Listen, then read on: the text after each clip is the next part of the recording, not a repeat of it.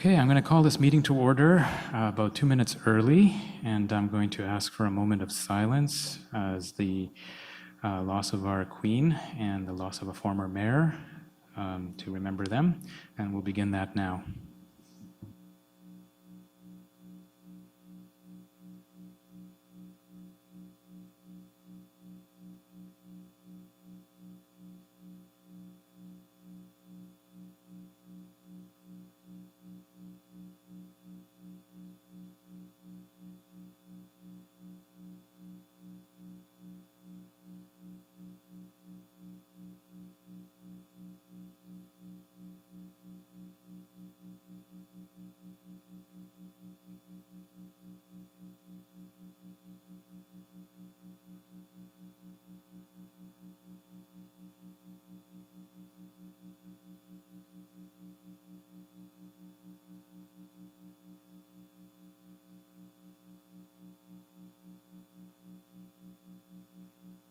Thank you all. We will commence with the meeting now. May I have a motion to approve the agenda, please? Councillor Bohm, Councillor Doherty, all in favor? Passed unanimously. A motion to confirm the minutes. Councillor Doherty, Councillor Osterhoff, all in favor? Passed unanimously. Disclosure of pecuniary interest. Seeing none, we'll move along. Delegations, I see none. Briefings, I see none. Business, the Rideau Crest Home Board of Management. There's a motion, I'll need a first and mover and a seconder, that the Administrative Policies Committee resolve itself into the Board of Management for Rideau Crest Homes, moved by Councillor Bohm, seconded by Councillor Doherty. We are now resolved into the Board of Directors of the Board of Management. Can we have a short, brief summary? Please, go ahead. Great, thank you. Good evening. This is the third report that has been provided to the Rideau Crest Board of Management for 2022. This report includes information on operations of the home between May 16th and August 15th of this year. Rideau Crest Home has maintained an overall occupancy rate of just under 95% through to the end of July. As per the Ministry of Health guidance, we have reopened the 6 empty beds on our 4th floor that we previously had held to cohort ill residents as part of the COVID-19 pandemic. The home's application to the ministry for 2 beds to be held in abeyance to support our current bathroom construction project remains active, so our occupancy is currently based on 168 beds. Rideau Crest Home had 17 incidents reportable to the Ministry of Health and Long-Term Care during this reporting period, 2 of which these incidents were COVID-19 outbreaks. Our first was on our 2nd floor, which was declared on July 20th and was active for 20 days. The second was on our 3rd floor, which was declared July 29th and was active for 22 days. We currently are COVID-free at the home at this point. The Ministry of Health was in the home to investigate 3 complaints and 3 critical incidents during this reporting period. Inspection protocols related to falls prevention management and infection prevention and control were used during this inspection, and there were no findings of noncompliance. As of August 15th, there were 488 people on the wait list for Rideau Crest Home. The COVID-19 pandemic, as we know, is still very active and present in Ontario, Canada, and globally. With the rising case counts over the last several months, we are seeing increased hospitalizations in the community, as well as outbreaks within long-term care homes again. As of the week of August 8th, there was 191 of the 626 homes in Ontario in an active outbreak, with just under 1,500 active resident cases and close to 700 staff cases. Restrictions have been updated in the last few weeks regarding staff working who have had contact with a positive case. As well, we have been informed that the release of the new vaccine, which is specific to the Omicron variant, is expected to be released to long-term care homes in the coming weeks. We are also awaiting the release of the influenza vaccine, which we are expecting to provide to our residents by the end of September. The approved 2020 operational budget for Rideau Crest Home is just over $6 million in municipal contribution. As of the end of July, Rideau Crest has spent 52% of that, excluding commitments, which puts us at $584,000 under budget.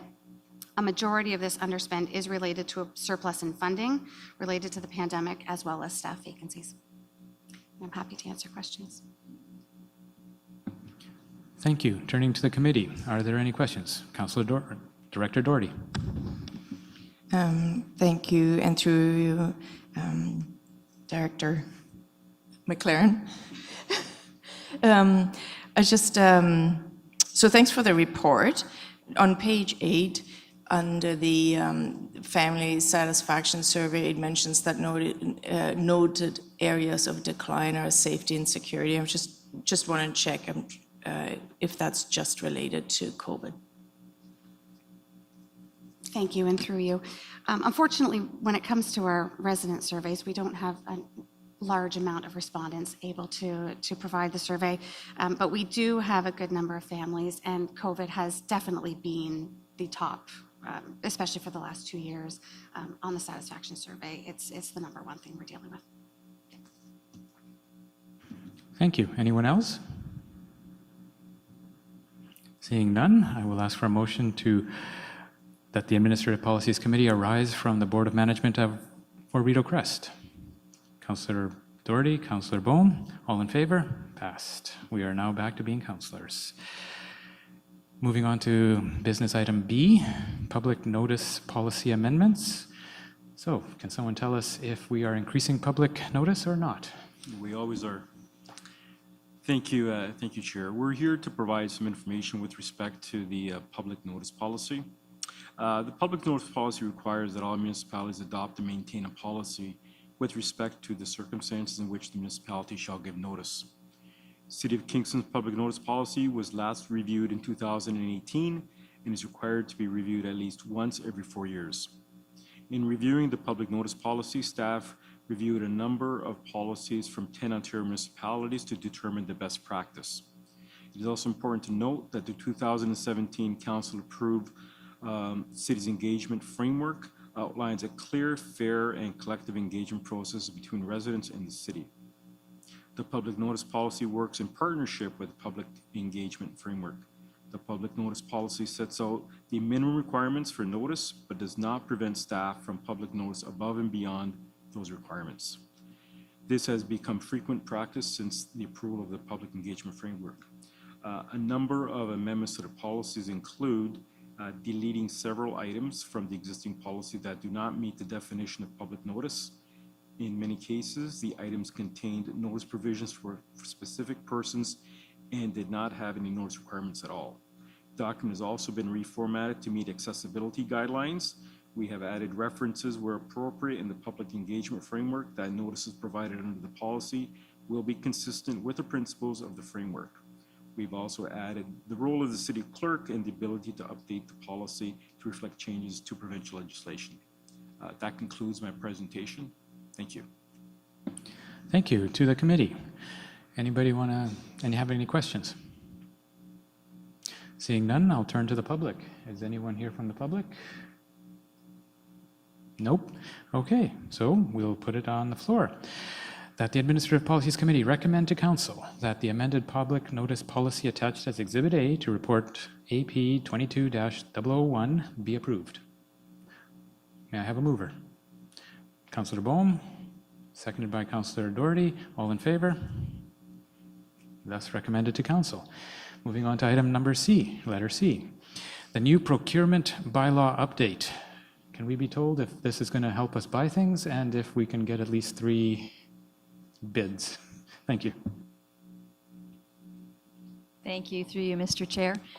So there is an information report in front of you tonight, which is a follow-up from the report that we brought, believe it or not, 2 years ago in September of 2020. A few things related to the pandemic that put some things on hold, in particular some of the public engagement pieces on this. So, but we are back tonight. The committee will recall that the motion to approve a revised or an updated procurement bylaw was deferred, and a number of things that staff were asked to look at and to bring back more information to the committee, which is what we're doing tonight. So you will see within the report detail on the public engagement piece. We did do a survey We had about, I think, 90 people participate in the survey, which was great. The majority who were not vendors of the city, so that was an interesting point as well. We also had some targeted meetings with Kingston Construction Association and the Kingston Chamber of Commerce. Brent Funnell, who's to my right here, who's our new manager, and I should have introduced him, our new manager of procurement.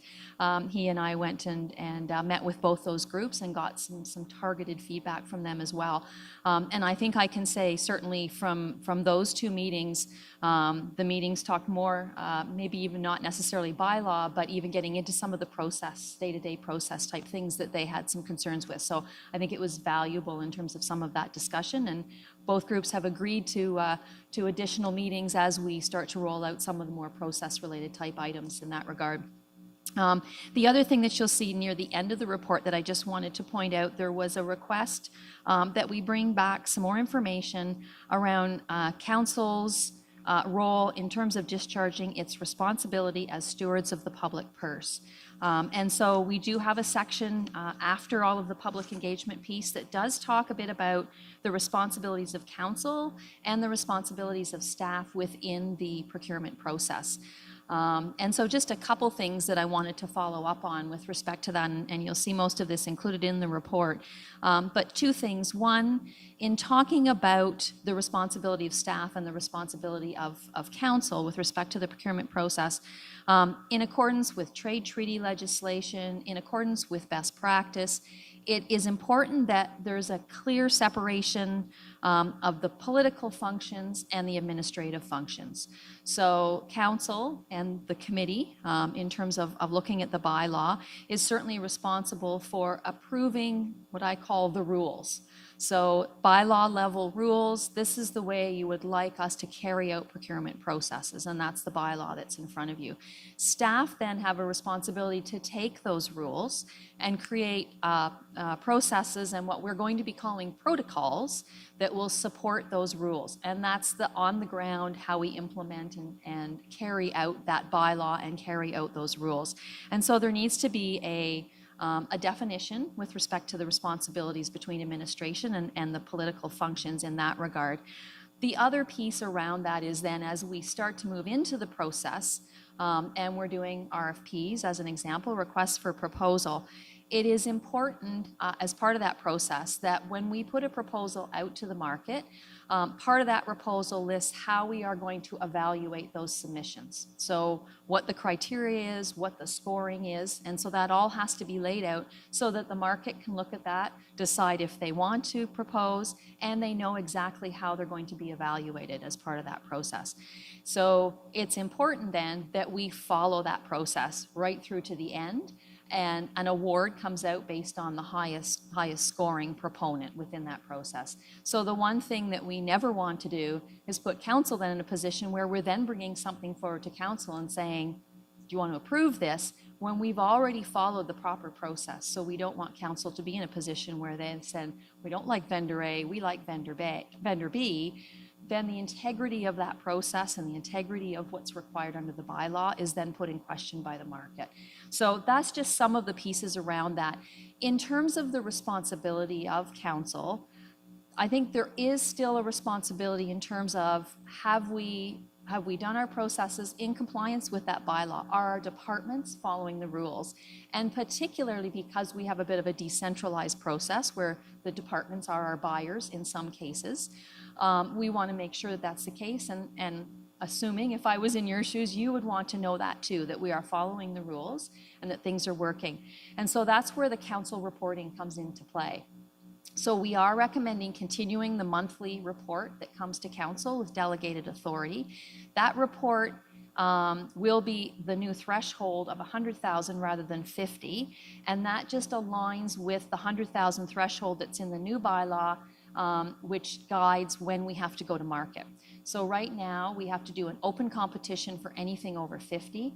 We have recommended that that would be moved up to 100, so that if you have a procurement that's going to be over 100 now, you have to go to market. if you're between actually I think it's 15 and 100, you still have to get the 3 quotes. So there's still a robust process around fairness and transparency, but it's not an open market process until we get to 100,000. And some of that is just evaluating the risk of our reputation risk, financial risk, with something that's between 50 and 100. So once you hit 100, we felt that not only do you need an open competition, you need something that's more robust. So we've changed the reporting back to council to 100,000, but we also are going to be increasing that reporting because there is some things that today come to council. For instance, if we don't get 3 quotes under our current bylaw, we have to come to council for approval. So if we get 2 quotes, we do the whole evaluation process. That stays the same. The highest score wins.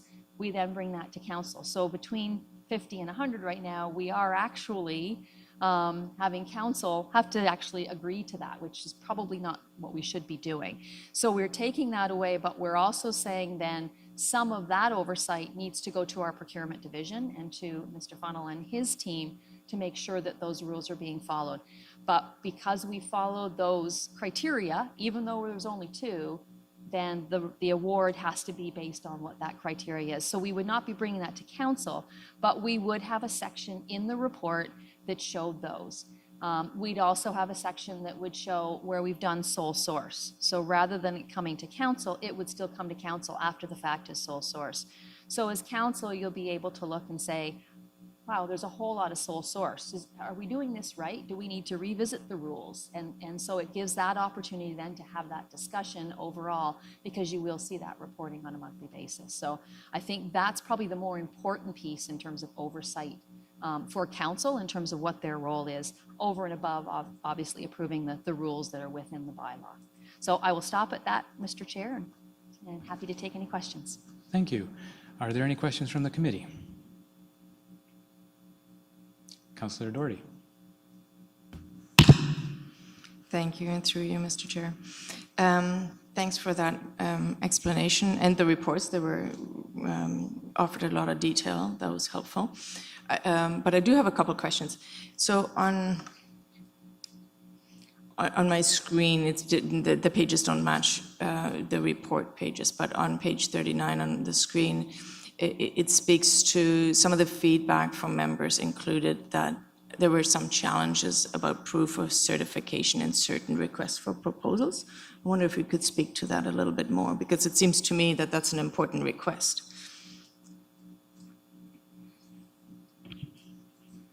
Through you, Chair. Thank you very much for the question. When it comes to the certifications, it was brought up that in some procurements, there are what was deemed to be unnecessary certifications that were involved. So we took that note, and we have continued from that point on to scrutinize RFPs that are created, and we're going to the subject matter experts to ask them if those certifications are actually required. So for instance, in this particular case, there was the individual who had the need for a certification but could not get the certification based on timelines, not necessarily the ability to get the certification. So going back to the department at hand, they mentioned that they did need that certification. It's to safeguard the cybersecurity piece of the organization. So that certification was needed, but in turn, we actually helped that vendor to gain other sources to attain the certification at actually a cheaper price, and that just happened actually last week. So that's kind of where the certification piece kind of came into play. All right. Thank okay. you. But what you're saying, you're not necessarily getting rid of the, or kind of watering it down, the request for certification. You're just trying to be a bit more flexible if needed. Sorry, yes, absolutely. It is to scrutinize it to another level just to ensure that it is properly needed, because we don't want to be asking for certifications that limit those who would be bidding, because therefore we would be receiving less bids on our projects if it's not needed. Excellent, thanks. And I was really pleased to see that you're incorporating environmental procedure, like some processes for that. And I wonder for the staff, what kind of education will that include? And also, not just the education, but how do you assess what kind of point system and what kind of, when to include that and when you're not going to? Who's going to make that decision? Thank you, and through you, Mr. Chair, that's a great question, because you're right, the bylaw does include the principles that allow us to include environmental type evaluation criteria, as well as what we're calling social procurement. So some of the EDI, living wage is something that we've had some conversation in the past about, and how you evaluate that. So yes, there will be training. Actually, what we will be doing is once we get approval for this bylaw, we will be developing a social procurement policy that will kind of be that next level down from the bylaw that will support the bylaw in terms of what that will look like. So it will have some guidelines around the types of things, the types of evaluations and that we could do. And that policy will then get rolled out to staff to be trained.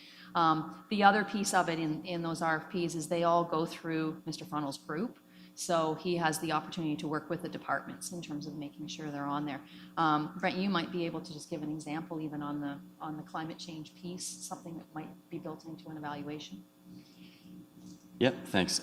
So when we're talking about environmental considerations, it could very well be when we're purchasing fleet assets, talking about the particular carbon footprint, the electric piece, the total cost of ownership. So it's not necessarily when you buy a piece of equipment and, for its life cycle, it includes the end of life as well. How is that disposed in the most environmental way possible? So there are avenues to go down, and it will be a learning curve, there's no doubt, but there's definitely some advantages, and I believe it's definitely beneficial for those environmental considerations to be included in RFPs, because as we start to grow the years on, environment impacts are very important, and we need to build that criteria into our evaluations.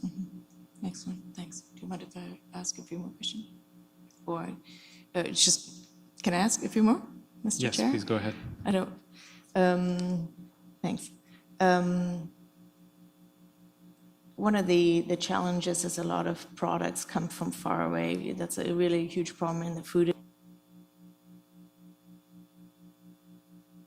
I think it was cut off there. That impacts the environment when things have to travel very far. And the survey clearly showed a lot of people are interested in us procuring more local. And I just wonder, this is kind of a legal question actually, if we have in our procurement process that we want the products to come from a closer distance because of the environmental impact of being shipped from so far away, I wonder if that could be a factor that we use more. Like in electric cars is kind of an obvious environmental thing, but really the environmental lens or climate change lens should be on every product that we buy, particularly the shipping and the delivery of products. So thank you through you, Mr. Chair. So that's a great question, and you're correct that a lot of the comments that came back in our open-ended question that we had in the survey, I would say probably at least a quarter of them were about local preference. And you cannot give advantage to local businesses in terms of procurement. I think it's under the Discriminatory Business Practices Act that you can. But I'm not going to go any farther than that because we actually do have Andrew Reason with us, I believe, online. And so Andrew might want to add to some of that as to what we can and can't do with respect to local preference. Yes, thank you, and through you, Mr. Chair. I think that primarily under the various trade treaties to which Canada and Ontario are parties and that apply to municipalities, the city is required to procure goods and services in a way which is not discriminatory, which means we're required to treat proponents or bidders from other jurisdictions as favorably as we treat proponents or bidders from Ontario, including more locally here in Kingston. So that's not to say that in specific procurements, there may be legitimate reasons based on environmental considerations where the distance that goods are traveling could be a legitimate consideration, but in the bylaw itself, it has to be clear that procurement decisions will be made in a non-discriminatory, transparent way. So I hope that answers the question. Okay. What I'm hearing is there is room for it to be considered, the mileage. It, again, in specific circumstances, where it can be justified and it's done in a transparent way in the procurement document, yes, I think it's possible. Okay, thank you. It might be something we look at when we try to count our emission numbers, and that might be then a reason for us to consider that. So I just want to throw that out there. And my last question is just a really quick one. Thank you very much for your answer also, the legal answer there. The non-standard procurements, there obviously still need to be items in the budget, is that correct? Yes, through you, Mr. Chair, absolutely. They still have to be. Non-standard means not following our standard process of if you're between 15 and 100,000, you have to get 3 quotes. Over 100, you have to go to market. So emergency procurement is a great example of that. It may be over 100,000, but we don't have time to do a full open competition. So that's the non-standard piece. But yes, would absolutely have to do budget. Actually, I'll clarify that. We have had a couple of situations, I think in the 15 years I've been here, where we didn't have budget for an emergency. And we kind of had to borrow from another budget because it was an emergency situation. But in most cases, there would have to be budget before we can do any kind of a procurement. Great, thanks. Thanks. Thank you. Councillor Osterhoff, your turn. Thank you, Mr. Chair. It's good to review this. That's good. On page 40, I just want to ask, so this is all related to other budgets that we deal with as council. So when we're talking about, it's not utilities, Kingston, but it is related to public works and that kind of thing, right? Yes, that's correct. So which is good. I mean, the one paragraph, which makes sense to me on page 40, it goes, it is important to note that in accordance with municipal best practice and trade treaty legislation, there is a need for clear separation of political and administrative functions with respect to procurement operations to avoid the potential appearance of bias or political influence in procurement award decisions. It is best practice that members of council are not involved in the competitive procurement processes. Contract awards need to be based on the objective application of the operational processes and transparent. I totally get that. I mean, I can't imagine in all my years so far, I've never really thought a counselor would be, but it's written in there.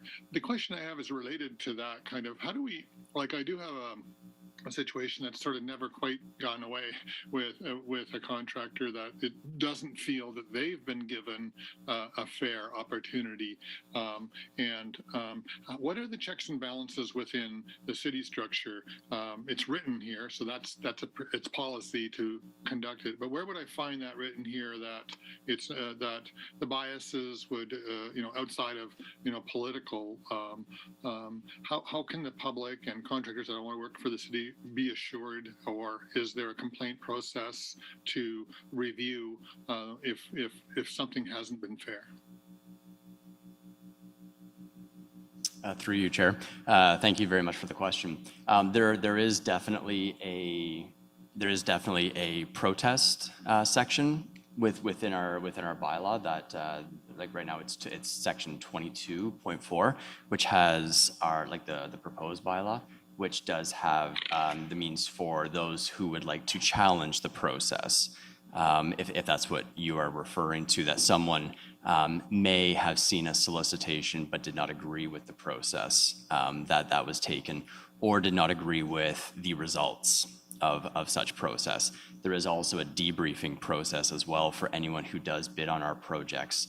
That is clearly stated in our RFP document that does allow a vendor to ask questions and gain a bit more knowledge on maybe why they weren't successful. And that's definite feedback that we're very much promoting these days for those who aren't successful, because we want everyone to succeed to the best of their potential. So we would like to let them know where there were areas where they may not have scored all that well, to give them constructive feedback, I'll call it, to sort of allow them to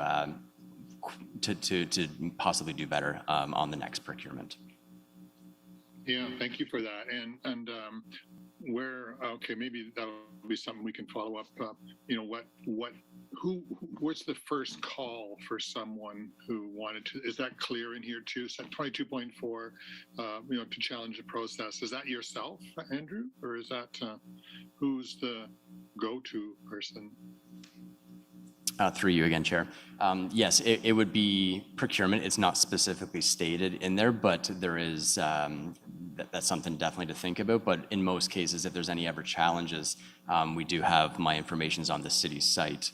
And most citizens would definitely go there. I receive calls almost daily on various concerns and various comments. So that is something that it would definitely come to me, or it may actually come to the RFP contact if it was to do with a specific RFP. It might be that department lead, and I would say in most cases these days, the procurement department does have a very good reputation within the city of Kingston, and they do contact us right away if a vendor does reach out to them to gain that support. Okay, and so it is pretty clear though in this document, thank you for that, Andrew, that's helpful, I made notes there. In this document, can you point out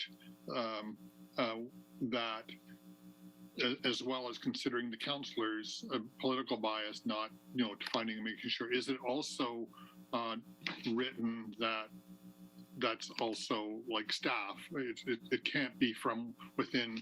A bias has to be looked at from other directions as well.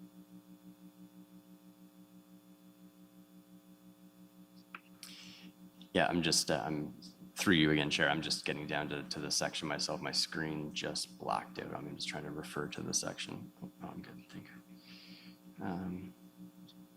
Yeah, so basically, right now, it doesn't necessarily state who, but it is very much, within our staff, it is very much known that it could very well be vendors, it could very well be internal staff as well, that we need to ensure that the proper channels are being met and that the bias is taken out, and we sort of, the purchasing or the procurement department is that middle ground. We're the ones that sort of dictate and sort of steer the ship per se in terms of what is ethical and what is reasonable and what isn't reasonable. Exactly. So that's well said. I appreciate that, and that's good. So you're saying it's not necessarily written, but it is, maybe, I don't know if it should be. So maybe that's a question for council to consider. Is there guidelines, or is there a whistleblower kind of thing? Do we have, where something isn't fair, and you see it, or is there a protocol to ensure, there's no, systemic unfairness within procurement? I don't think there is, but I just wondered if because they mentioned it for councillors, should we also mention it for staff? Thank you, through you, Mr. Chair. I can just maybe add to that. There is a couple of sections, I believe starts at section 8, which is the roles and responsibilities of officers and employees. And so it does talk a little bit in there about staff having to follow the procurement bylaw. And so I think inherent in that is the rules that are within the bylaw are ensuring that we aren't biased and that we are fair and transparent. And then that section basically is saying to the staff that you have to follow those rules within. So I think that might be where you're going, Councillor. And then I think the piece that Brent talked about in terms of that ability for someone to put in a complaint against it, they didn't think that we were. There is that process in there as a follow-up piece. Yeah, which is a good one. So, okay, if the other councillors are comfortable with that, where is section 8? What page would that be? Yes, section, I think it started section 8, yes. Section 8 is roles and responsibilities of officers and employees. Okay. And was there a page? Did I see that? I can't seem to. Is there a page? Oh, page 67. Oh my goodness, no one recognized. Okay, thanks. Thank you. Sure. Any other comments or questions from the committee? Okay, seeing none, have any visitors joined us online? None, great. So we have just finished with the information. It's now time to crystallize this and set it up for council to chisel their will into a stone. Time to adopt the new procurement bylaw. So there's a recommendation that council that Administrative Policies Committee recommend to Council the following: that Council approve a draft bylaw to repeal bylaw number 2000-134, a bylaw to establish purchasing policies and procedures as amended, as attached as Exhibit A to report number AP 20-027, and that Council approve a draft bylaw being a bylaw to establish a procurement policy for the City of Kingston attached as Exhibit B to report number AP 20-027. May I have a mover? Councillor Bohm, Councillor Doherty, any comments or questions at this time? Seeing none, I will call the question. All those in favor? Passes unanimously. Thank you. Does anybody have any motions? Seeing none, no. Any notices of motions? Nope. Any other business? None. And any correspondence? Just one. The date of our next meeting will be October 12th, 2022 at 6 p.m. Now I can call for a motion to adjourn. Councillor Doherty, Councillor Bohm, all in favor? We are adjourned. Have a good evening all.